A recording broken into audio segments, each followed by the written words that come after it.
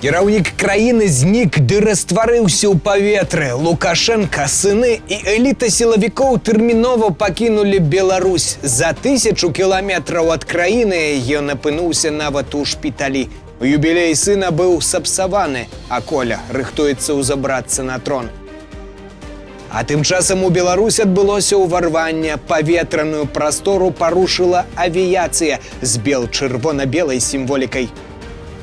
Народныя відэа, хваляванне і паніка, жорсткае ды смешнае. Усё самае цікавае з Беларусі вы не пашкадуеце. Беларусь замяняе Боінгі? На чым будзе лётаць краіна і сам Лукашенка? І ці будзе гэта бяспечна? Рыхтуйцеся, закране ўсіх. Прабел. Запаўняем прабелы пра Беларусь, ды ўсё самае важнае і цікавае, што з ёй звязана.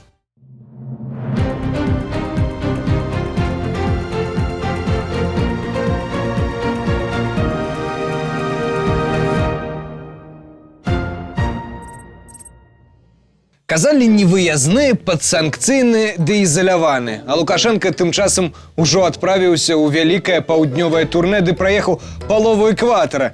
Як кажуць украінцы, было собі дурне, поїхало ў турне. Вернулася з турне, аднаково дурне. Лукашенку, вядома ж, дурнем не назавеш. Вунь колькі гадоў уладу трымае. Розуму, а яшчэ больш хітрасці яму не пазычаць. Але тут мы маем на ўвазе яго здароўе, якое ў яго апошнім часам сапраўды дурне. Першай кропкай яго турне стаў Бішкек, дзе збіраўся чарговы саміт АДКБ, абрэвіатуру якога можна расшыфраваць па-руску як «Арганізацыя дзедов, крадущих будущее». Ну, прынамсі так кажуць у інтэрнэце, гэта не ад нас. Можа, таму Пашынян і не паехаў на гэтую тусоўку. Найперш кіргізскія таварышы павялі Лукашенку ў адмысловую ягоную юрту, дзе і павіталі яго па-беларуску. Уважаемый Александр Егорович, сердечно запрашаем у юрту, присвячаную Беларуси. Лукашенка ж і дзякуй па-беларуску не змог сказаць, абышоўшыся традыцыйным «спасибо», як некалі ў царкве, памятаеце?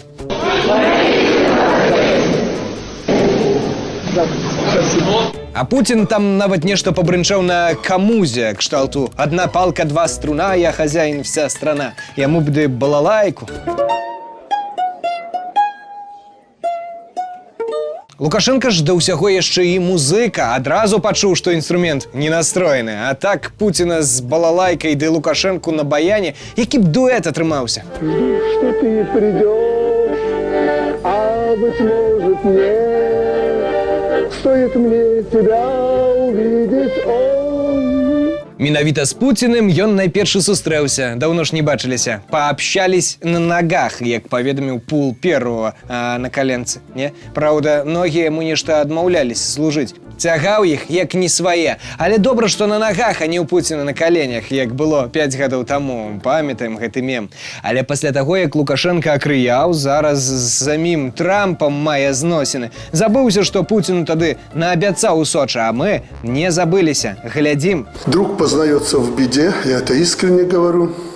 На саміце Лукашенка быў галоўным цвіком праграмы. Ён і НАТО абвінаваціў, і Трампа пакрытыкаваў за ягоны мірны план па Ўкраіне. Нават не пакрытыкаваў, а так, па-бацькоўску паўшчуваў, маўляў, сыраваты план на каленцы зроблены. Пра каленку ён дакладна ведае, мы ўжо высветлілі. Пусть на меня не обидится команда Трампа, он составлен в спешке. Не хочу сказать, что уже совсем на колене, но в спешке. Як у яго з Пуцінам у Сочы 5 гадоў таму. Ды і што той Трамп ведае? 5-й год толькі ў прэзідэнцкім крэсле. Салага яшчэ, вучыцца яму яшчэ і вучыцца. І он, праўда, і вучыцца. Журналістак надаедлівых адшываць ужо навучыўся. Адмахваецца ад іх, як карова ад аваднёў у спякотны дзень. Ты такая тупая? Ты тупы чалавек?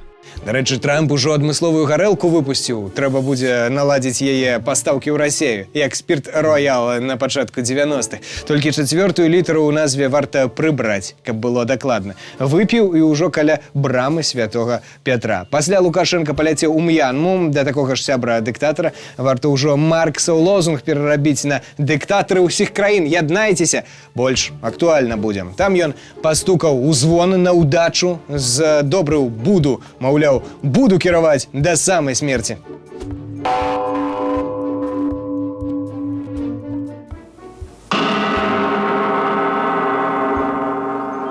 Пасля ён адправіўся ў Аман, дзе знік на некалькі дзён, і гэта не абман. Пасля яшчэ ў Алжыр. Ужо налятаў недзе 20 000 кіламетраў паўз зямнога экватара. 1000 кіламетраў пералёту на яго Боінгу каштуе каля 70 000 беларускіх рублёў. 1 гадзіна. Памножым гэта на 20, ужо ледзь не 1,5 мільёна выходзіць. А абслугі, іншыя выдаткі, дзяўчыны.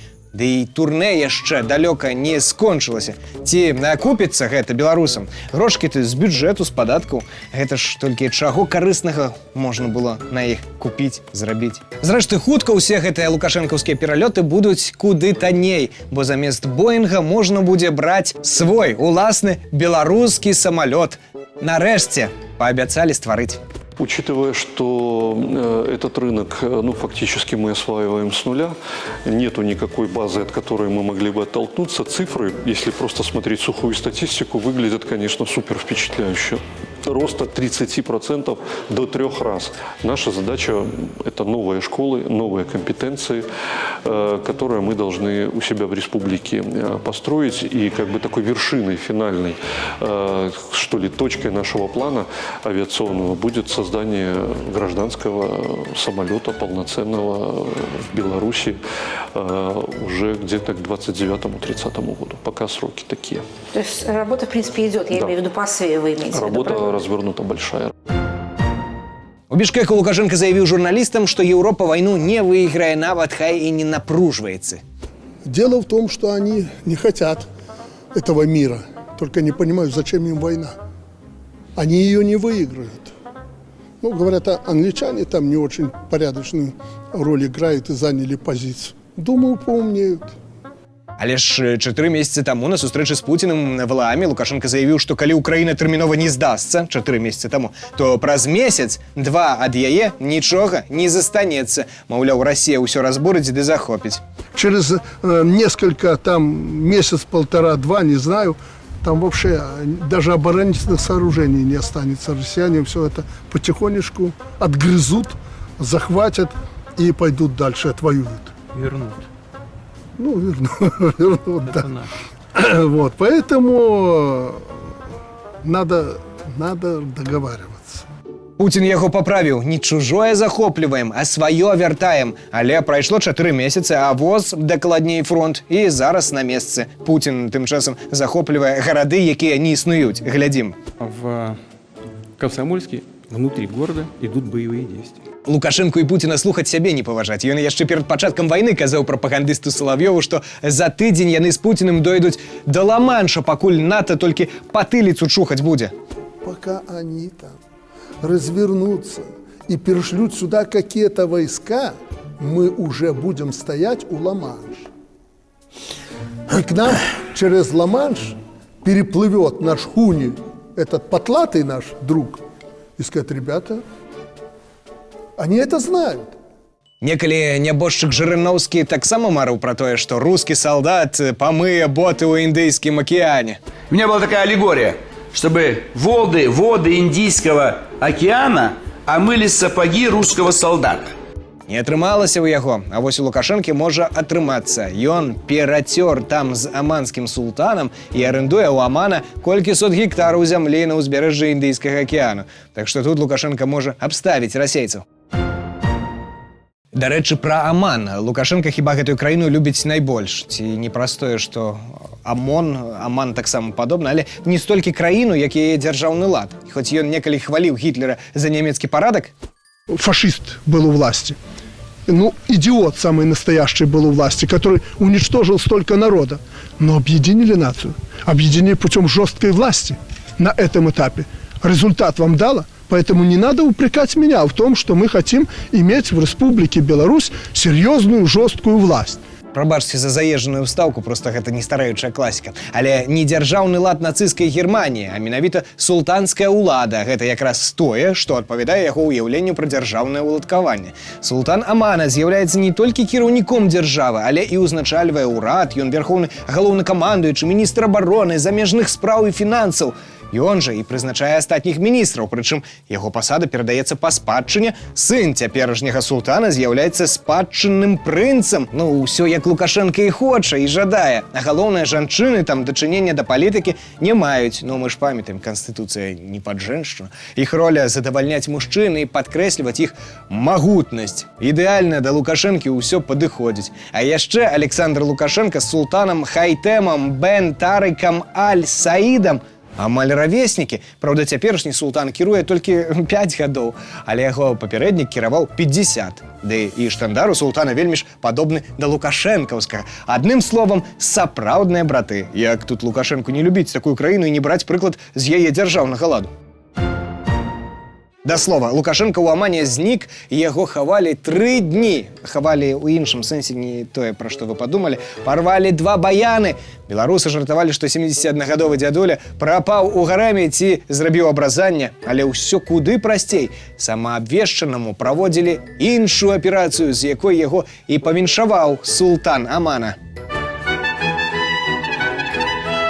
Бо на УНС 18 снежня Лукашенко павінен быць перад сваім бамондам як агурок, ды каб не вялы. Аперацыю настолькі сур'ёзную, што бацька вывез загадзя ўсю сям'ю з Беларусі, у тым ліку ўнукаў. Збег нават Дзіма, які ўсплыў у Інданезіі. Фотаздымак Дзімы з першай крыніцы. І каб побач былі Віктар, які кантралюе фінансы сям'і, і Коля, які выконвае цяпер ролю асабістага ахоўніка і паступова пераймае ад бацькі ўладу. Наследны прынц, не інакш. Раз сваё жыццё бацька яму давярае. Пару дзён таму ў Бішкеку Лукашенко не змог схаваць свой дрэнны стан здароўя. Галава траслася, ўсё цела неяк дзіўна сябе паводзіла.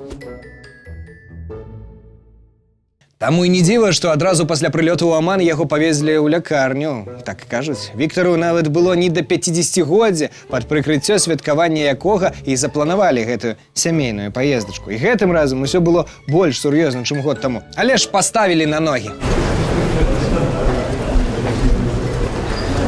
Каб адцягнуць увагу ад абмеркавання здароўя шэфа, у Беларусі прыдумалі гісторыю з дронам, які раскідаў над Гродна бел-чырвона-белыя налепкі. Уварванне ў Беларусь не інакш. Бедная Наталя Эйсмонт нават загаварыла пра стрэл паміж ног.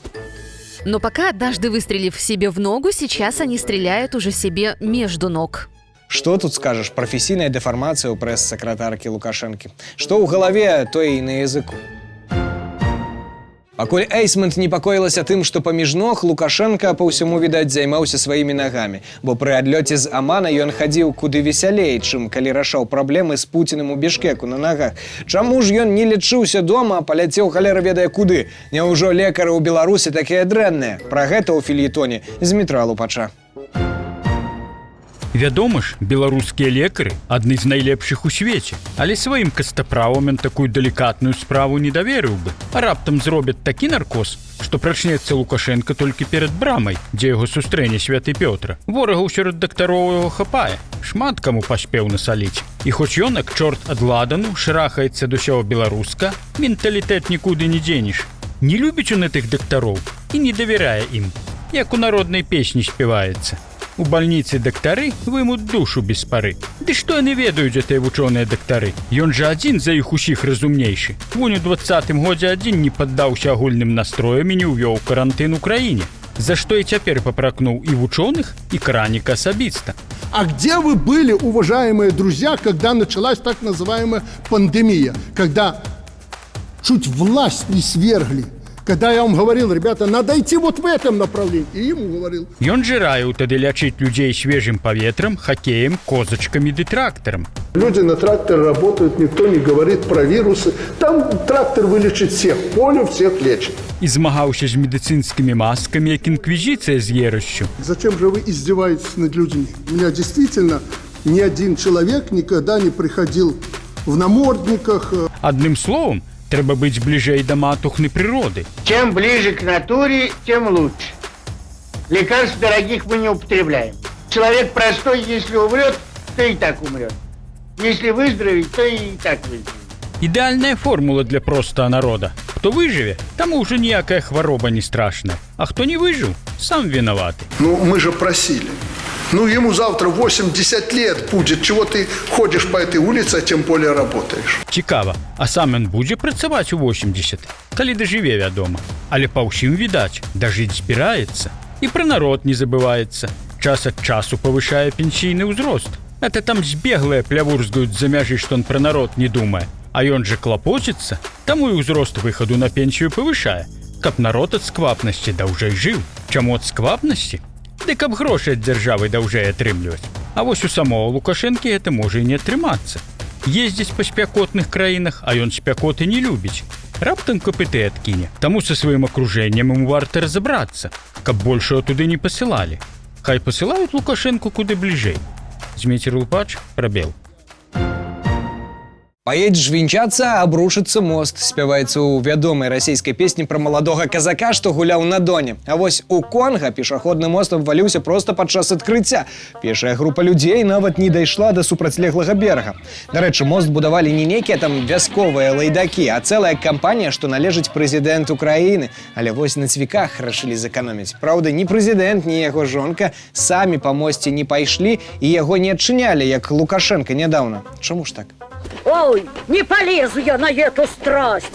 Бо памятаеце, недавно Лукашенко адкрыў мост праз Прыпяць, але шмат народу туды таксама не дапусцілі, можа, баяліся, каб заўчасна мост не рухнуў. Але Лукашенко гэта вам не некі там афрыканскі царок, што з палак мост не можа збудаваць. Ён наогул захацеў Прыпяць павярнуць у іншы бок. Памятаеце, мы вам распавядалі, каб не цякла ўся вада ва Ўкраіну. Калісьці бальшавікі перакрылі раку Кубань і напісалі: «Идет вода Кубани реки, куда велят большевики». А Лукашенко напіша: «Цячэ Прыпяць каля бора, дзе загадае Лукашенко, там і будзе мора». А вось дабрацца да могілак шмат у якіх беларускіх вёсках праблема, хоць там масты і не разваливаются. Пра такую ситуацию паведаміў вясковы жыхар з-пад Могилёва. Вот посмотрите, какая у нас дорога в 21 веке. На кладбище проехать люди не могут. И это длится не один год уже. Ён не адразу паведаміў, у якой мясцовасці зняты гэты ролік, і шмат хто з Віцебшчыны і Магілёўшчыны пазнаў там сваю мясцовасць. Чаму менавіта з гэтых мясцін? Хіба ў астатніх лепш? Хутчэй не, але проста чалавека выдае яго гаворка.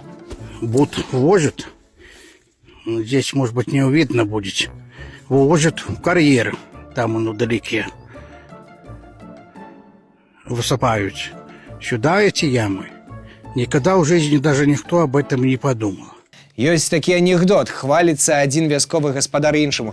Я яшчэ сабе зямелькі прыкупіў, а той у адказ: «Вось я і гляжу, што твой конь за хлевам павесіўся». Жарты жартамі, а вось каню, а дакладней кабыле з вёскі Язна, з-пад Дзесны, сапраўды засталося толькі павесіцца з гора. Збанкрутавала гаспадарка Язна. Хаця некалі была адной з найлепшых. Калісьці ў Язні гаспадарылі прадстаўнікі старажытнага роду корсакаў, але няма там зараз іх, нават помнікі іх разбурылі. Думалі адразу прываліць шчасця ў Язна. А зараз вось прыходзіцца прадаваць апошнюю кабылу за даўгі. Таму і сумная ў яе пыса. Смутак бярэ за такіх гаспадарнікаў. Дарэчы, прадаюць яе нятанна, больш за 3000 рублёў хочуць. Відаць, за ўсю безгаспадарчасць крэпкіх хазяйственнікаў жывёльна аддувацца сама павінна. Трэба яе выяву змясціць на гербе Віцебскай вобласці замест варожай пагоні. Ну и на заканчэнне... Здравствуйте, меня зовут Игорь, и я бухой иду домой. Гэта была праграма «Пробел». Сустрэнемся праз тыдзень. Калі для вас гэта бяспечна, подписывайтесь на канал, и мы не згубімся.